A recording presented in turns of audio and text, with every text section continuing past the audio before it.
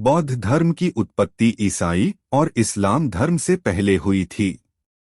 बौद्ध धर्म एक प्राचीन भारतीय धर्म है। बताया जाता है कि 2600 वर्ष पहले इसकी स्थापना भगवान बुद्ध ने की थी। देश और दुनिया में अलग अलग धर्म के लोग रहते हैं। भारत में भी विभिन्न धर्मों के लोग निवास करते हैं। दुनिया का तीसरा सबसे बड़ा धर्म बौद्ध धर्म माना जाता है। इस धर्म के लोग अधिकतर चीन, कोरिया, जापान, श्रीलंका, भारत आदि देशों में रहते हैं। बौद्ध धर्म की उत्पत्ति ईसाई और इस्लाम धर्म से पहले हुई थी। आइए जानते हैं त्रिपिटक ग्रंथ के अनुसार बौद्ध धर्म का इतिहास और कुछ महत्वपूर्ण बातें। कैसे शुरू हुआ बौद्ध धर्म? बौद्ध धर्म एक प्राचीन भारतीय धर्म है। बताया जाता है कि 2600 वर्ष पहले इसकी स्थापना भगवान बुद्ध ने की थी। यह दक्षिण और दक्षिण पूर्वी एशियाई देशों के महत्वपूर्ण धर्मों में से एक है। धर्म लगभग 563 ईसा पूर्व में शुरू हुआ, जो सिद्धार्थ गौतम की शिक्षाओं, जीवन के अनुभवों पर आधारित है। बौद्ध धर्म से जुड़ी महत्वपूर्ण बातें। भगवान बुद्ध का असली नाम सिद्धार्थ गौतम था।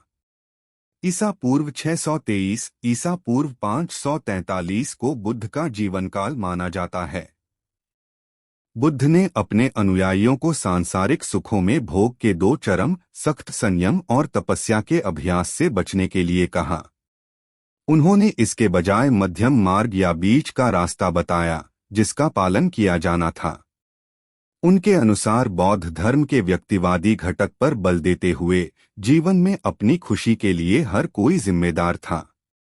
बौद्ध धर्म की मुख्य शिक्षाएं चार महान सत्य या अरियासच्चनी और अष्टांगिक मार्ग या अष्टांगिका मार्ग की मूल अवधारणा में समाहित हैं। जैसे दुख संसार का सार है।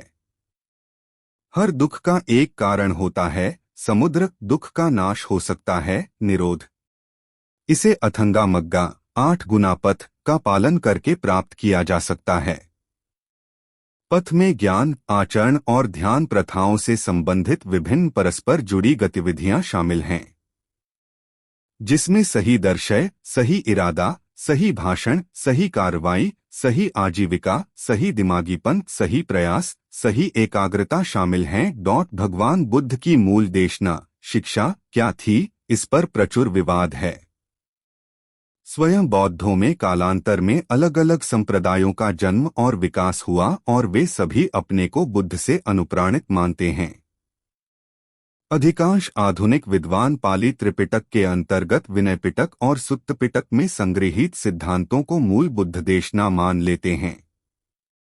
कुछ विद्वान सर्वास्तिवाद अथवा महायान के सारांश को मूल देशना स्वीकार करना चाहते हैं।